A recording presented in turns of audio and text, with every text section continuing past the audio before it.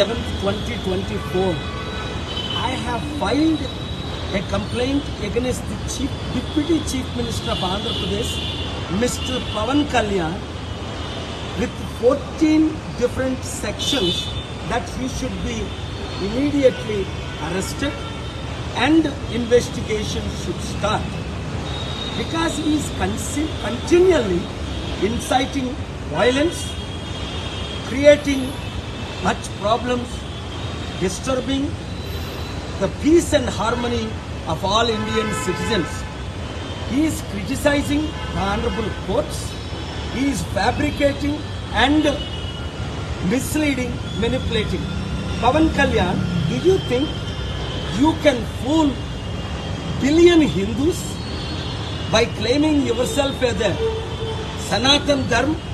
You said many times you are Christian and Muslim, you baptized, your wife baptized. But why you are claiming yourself as a Sanatan Dharma and disturbing, talking like a gangster, inciting the violence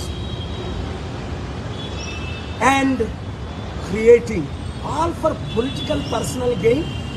You are not above the law. So this complaint I just filed in Hyderabad Panjagota police station, copy to the President of India, Prime Minister of India, Chief Justice of India, my good friend Home Minister of India, Andhra Pradesh Governor, Speaker of Andhra Pradesh, and CBI investigation to immediately file the FIR and start the investigation with evidence under 14 different sections. ఈ రోజు October 7, 2024లో 40 సంవత్సరాల నుంచి నేను ఎప్పుడు police స్టేషన్కి ఇక్కడికి రాలా. 1-2 times డీజీపీని కలిసా. ఇక్కడ పోలీస్ ఆఫీసర్ని కలిసి పవన్ కళ్యాణ్ మీద 14 సెక్షన్లో కంప్లైంట్ ఇచ్చాను. ఏంటి, ఆయన తిరుపతి లడ్డూ గురించి మాట్లాడుతూ 1,00,000 లడ్డూలు కల్తీ చేసి అయోధ్యకు పంపించారని అబద్ధం. ఇన్వెస్టిగేషన్ అయిందే జూన్లో, అయోధ్య ఓపెనింగ్ జనవరిలో.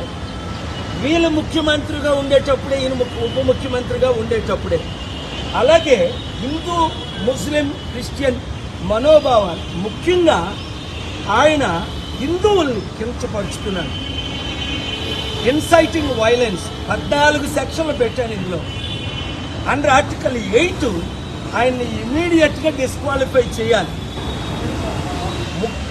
ఉప ముఖ్య మంత్రి పదవికి ఆయన రాజీనామా చేయాలి. ఆయన్ని అరెస్ట్ చేసి ఇన్వెస్టిగేషన్ చేయాలి. ఎందుకంటే చట్టానికి ఒక ముఖ్యమంత్రి కానీ ప్రధానమంత్రి కానీ అబౌవ్ కాదు. ప్రెసిడెంట్ వివి గిరియే కోర్టుని అటెండ్ అయ్యవలసిన రోజులు ఉన్నాయి మన ఇండియన్ డెమోక్రసీలో. కనుక ఈరోజు నేను 40 సంవత్సరాల తర్వాత నేను పోలీస్ స్టేషన్కి ఇక్కడ హైదరాబాద్లో నేను ఇక్కడ ఉంటున్నాను. వచ్చి కంప్లైంట్ ఇచ్చింది ఏంటంటే తక్షణమే ఆయన నోరు మూయించాలి. నేను అనేక సార్లు మీడియాలో చెప్పాను, తమ్ముడు పవన్ కళ్యాణ్ ఇష్టం వచ్చినట్టు పిచ్చికుక్క కరిచినట్టు వాగొద్దు. ఏయో మాట్లాడుతున్నావు, అవన్నీ రాంగ్. నీకు ఎవరు స్క్రిప్ట్ ఇస్తే అది ఈ సినిమా ఫీల్ లాగా నువ్వు చదివేస్తున్నావు, అది చట్ట విరుద్ధం. అవన్నీ రుజువులతో సహా ఈ కంప్లైంట్ ఇవ్వడం జరిగింది. తక్షణమే న్యాయం జరుగుతుందని నేను ఆశిస్తున్నాను. తద్వారా 145 కోట్లు భారతీయులకు, ముఖ్యంగా 100 కోట్లు హైందవులు మనోభావాలు దెబ్బతీశాడు.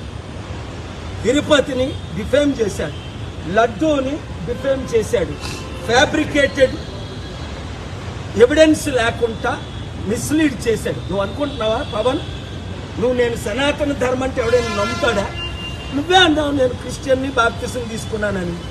మొన్నే నువ్వు రిజిస్టర్ చేయించావు నీ కూతురు హిందూ క్రిస్టియన్ అని. సనాతన ధర్మం అయితే ఇవన్నీ విరుద్ధులు కదా. ఎవరో క్రేజీ వాళ్ళు తప్ప ఎవరు నిన్ను నమ్మరు. నేను ముస్లిం గౌరవిస్తున్నాను అన్నావు, బీఫ్ తింటాను అన్నావు. స్వామి వివేకానందన్ నువ్వు మిస్లీడ్ చేస్తున్నావు.